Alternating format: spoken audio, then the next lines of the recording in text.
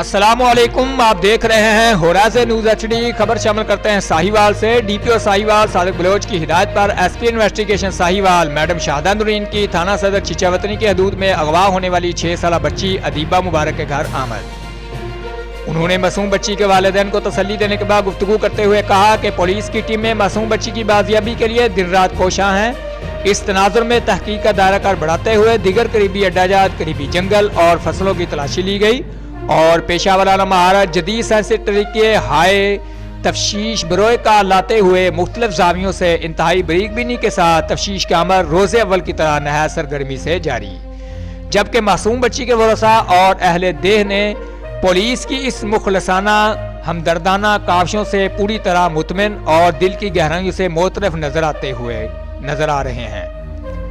उन्होंने अज़म का इजहार किया कि अदीबा मुबारक भी हमारी बेटी है, इसको हर हाल में तलाश करके दम लेंगे और इसके लिए कोई कसर नहीं छोड़ेंगे।